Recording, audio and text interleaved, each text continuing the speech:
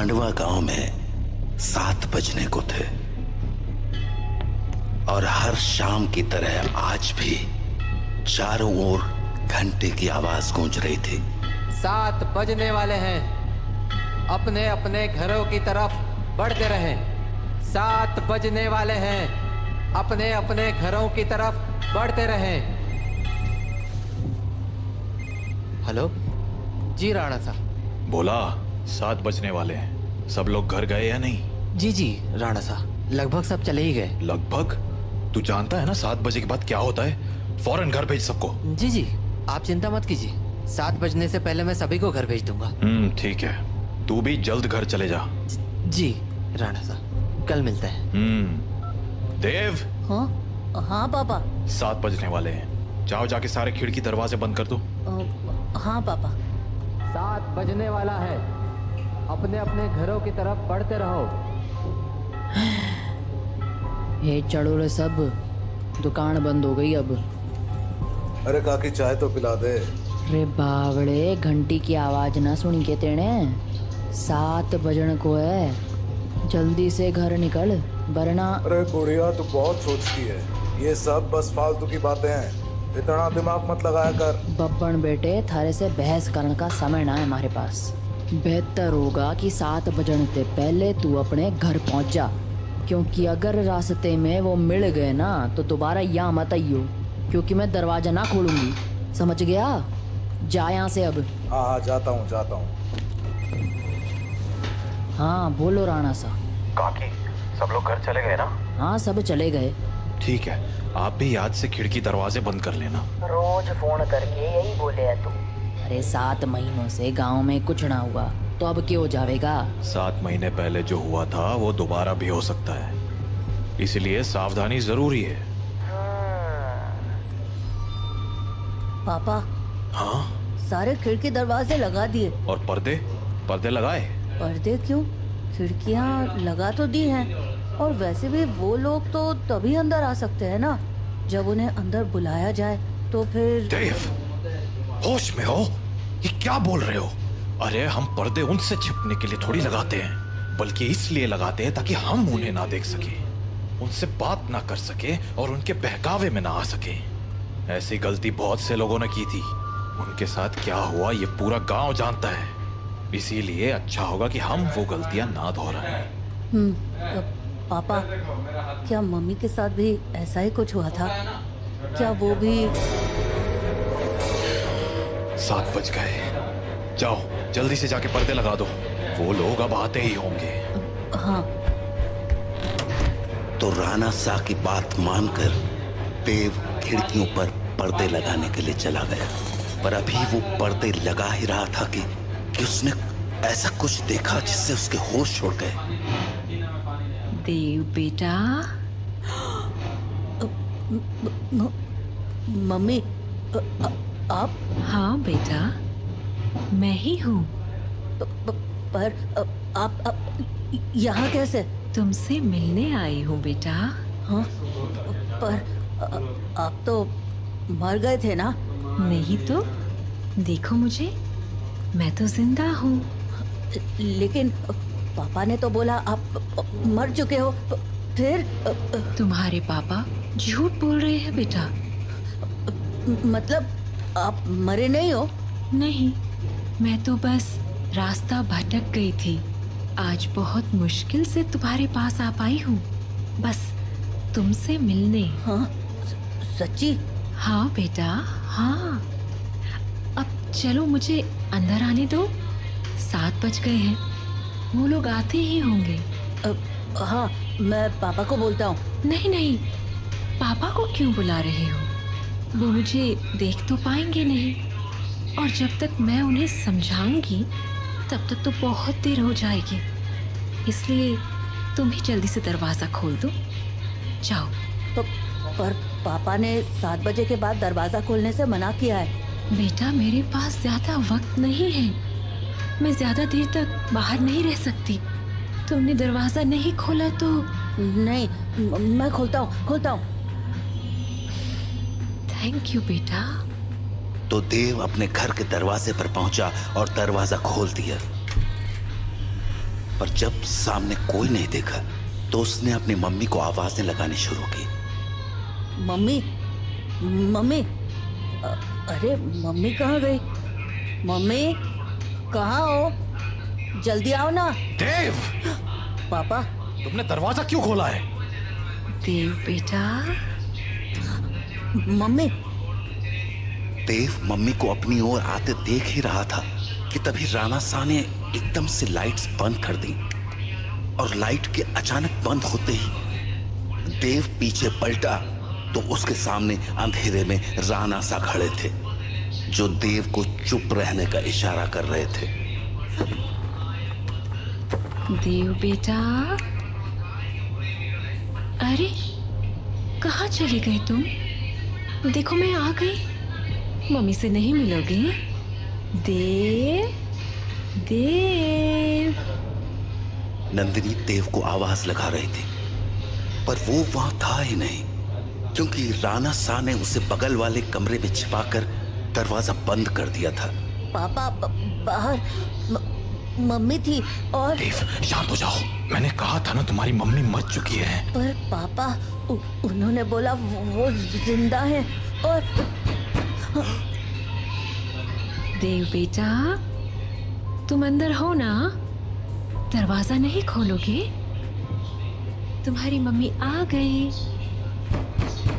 दरवाजा खोलो बेटा। पापा। कोई आवाज मत करो। लेकिन पापा, मुझे मम्मी से मिलना है। तुम्हें अगर सच में लगता है कि वो तुम्हारी मम्मी है तो उनसे कल सुबह मिल लेना, ठीक है? पर अभी के लिए शांत हो जाओ। राणा सा, ओ राणा सा, अरे मिलने दो ना मुझे देव से। कब तक झूठ बोलोगे उससे कि मैं मर चुकी हूँ? राणा सा, आप सुन रहे हो ना? पापा। बेटा बिल्कुल भी ध्यान मत दो और आंख बंद करके सो जाओ। पर पापा, मम्मी ये क्या बोल रही है? शांत रहो देव, कल सुबह मैं तुम्हें सब समझा दूंगा, पर अभी के लिए चुपचाप आंखें बंद करो और सो जाओ। तो देव अपने पापा के कंधे पर सर रखकर सो गया और जब सुबह हुई तो राणा सा देव को आवाज लगाते हुए बोले, देव उठ जाओ, सुबह हो गई है। हाँ, सुबह हो गई तो मम्मी से मिल सकते हैं ना अब? आओ मेरे साथ, तुम्हें तुम्हारी मम्मी से मिलाता हूँ। लेकिन जैसे ही दोनों कमरे के बाहर आए वहां कोई नहीं था। हाँ? मम्मी कहाँ गई? मैंने कहा था ना कि वो तुम्हारी मम्मी नहीं थी। पापा, वो मम्मी जैसे ही बात कर रही थी। बेटा मैंने समझाया था ना तुम्हें, पर्दे लगाने के पीछे की सबसे बड़ी वजह यही है कि हम उन्हें देख ना पाए, उनकी बातों में ना आ पाए, जैसे कल तुम आ गए। पर वो बोल रही थी कि वो मरी नहीं है, जिंदा है। अगर वो मर गई है तो यहाँ कैसे आ गई? एक काम करो, मेरे साथ आओ। हाँ? कहाँ पापा? बस चलो मेरे साथ, तुम्हें कुछ दिखाना है। तो उसके बाद वो दोनों गांव के लगभग बाहर चले आए और वहां पहुंचते ही देव बोला, पापा हम लोग यहाँ क्यों चले आए? बताता हूँ, पर पहले आस-पास देखकर ये बताओ कि यहाँ क्या दिख रहा है तुम्हें? यहाँ तो कुछ भी नहीं है। आसपास बहुत सारे पेड़ हैं। सामने गांव से बाहर जाने का रास्ता है और पास में बब्बन भैया का घर है। तुम्हें कहीं पर कोई बस दिख रही है क्या? हाँ, वो उस तरफ एक पुरानी सी बस है। क्यों? बेटा ये वही जगह है जहाँ तुम्हारी मम्मी की मौत हुई थी। हाँ, उस दिन हमें शहर से लौटने में देरी हो गई थी और गांव पहुंचते पहुंचते सुबह के 4 बज गए। सूरज निकलने में थोड़ा वक्त था तो गांव के सभी घरों की खिड़की दरवाजे बंद ही थे, इसीलिए सुबह होने तक हमारे पास झाड़ियों में छिपे रहने के अलावा कोई चारा नहीं था। हम लोग एक झाड़ के पीछे छिपे ही थे कि मैंने तुम्हारी मम्मी की एक आवाज सुनी। नंदिनी, क्या हुआ? राणा साहब, उन्होंने हमें देख लिया है, हमें कहीं और जाना पड़ेगा। हाँ, पर कहाँ? आसपास कोई घर है? घर तो है, पर मुझे नहीं लगता कि अभी कोई दरवाजा खोलेगा। तो अब क्या करें? वहाँ एक पुरानी सी बस है, हम उसमें जाकर छिप सकते हैं। हाँ ठीक है, चलो। तो हम दोनों फटाफट उस बस के पास पहुंच गए। पर फिर क्या हुआ? मैं तो बस के अंदर चला गया, पर तुम्हारी मम्मी मेरे पीछे नहीं आ पाई, क्योंकि वो बाहर खड़े होकर किसी से बात करने लगी। क्या हुआ बेटा, क्यों रो रहे हो? आंटी, मुझे बहुत डर लग रहा है। मैं बाहर छूट गई हूँ। मेरा घर बहुत दूर है। अरे बेटा रो मत, एक काम करो, मेरे पास आओ, हम लोग इस बस में छिप जाएंगे, फिर वो लोग हमें नहीं ढूंढ पाएंगे। सच में आंटी, कोई नहीं ढूंढ पाएगा? हाँ हाँ पक्का, कोई नहीं ढूंढ पाएगा, आ जाओ। थैंक यू आंटी, पर मैंने तो आपको ढूंढ लिया। हाँ?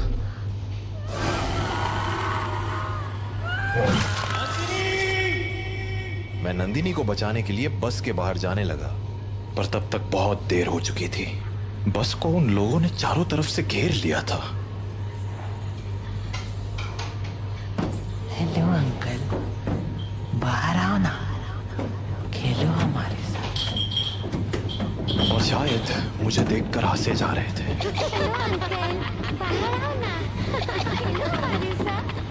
उन आवाजों को सुन मैं इतना घबरा गया कि अपनी जगह से हिल भी ना पाया। पर थोड़ी ही देर बाद वो आवाजें आनी बंद हो गईं और गांव के लोगों की आवाज सुनाई देने लगी। मैं समझ गया था कि सुबह हो चुकी थी, तो मैं बस के बाहर निकलकर तुम्हारी मम्मी को आवाज लगाने लगा।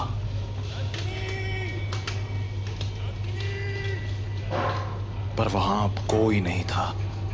मैं कई दिनों तक उसके लौटने का इंतजार करता रहा, पर वो नहीं लौटी।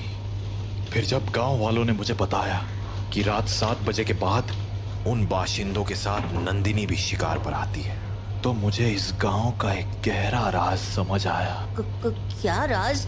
यही कि जो लोग रात को इस गांव में आते हैं वो इसी गांव के रहने वाले थे, पर उनकी मौत के बाद वो ऐसे बन गए। मतलब कल जिसे मैंने देखा वो तुम्हारी मम्मी नहीं थी बेटा, क्योंकि मरे हुए लोग वापस नहीं आया करते, इंसान बनकर तो बिल्कुल नहीं। अपने पापा से बात करने के बाद देव के मन में बहुत सारी बातें चल रही थी और वो उन्हीं ख्यालों में खोया हुआ काकी की दुकान में बैठा हुआ था कि तभी हर तरफ से घंटे की आवाजें आना शुरू हो गईं। 7 बजने वाला है, अपने अपने घरों की तरफ बढ़ते रहो। चलो चलो, घंटा बज गया, निकलो अपने अपने घरों को। अरे बुढ़िया, तो फिर शुरू हो गई। बोला था ना ये सब फालतू की बातें। अरे बावड़े, दिमाग फिर गया है कि तारा? जानता है ना, 7 बजे के बाद बाहर के हुए कच्चा चबा जावेंगे वो बाशिंदे। अच्छा, और तुझे कैसे पता कि वो कच्चा चबा जावेंगे? क्योंकि आज तक जो भी रात को बाहर रुका है वो मारा ही गया है। अच्छा, फिर थारा राणा सा कैसे बच गया? हाँ, वो भी तो फंसा था ना रात को अपनी लुगाई के साथ। मैंने बोला ना, थारी फालतू बातें सुनने के लिए हमारे पास टेम ना है। जा निकल अब यहाँ से। हाँ जाता हूँ। इतना कहकर बब्बन वहां से चला गया, पर बब्बन की बात ने देव का ध्यान जरूर खींच लिया था। तो वो भी अब ये सोचने लगा था कि उस रात उसकी मम्मी तो मर गई, पर पापा कैसे बच गए। वो ये सब बातें सोच ही रहा था कि तभी काकी बोली, अरे छोरे, हाँ? बात ना सुनी क्या तूने हमारी? बोला ना घर निकल।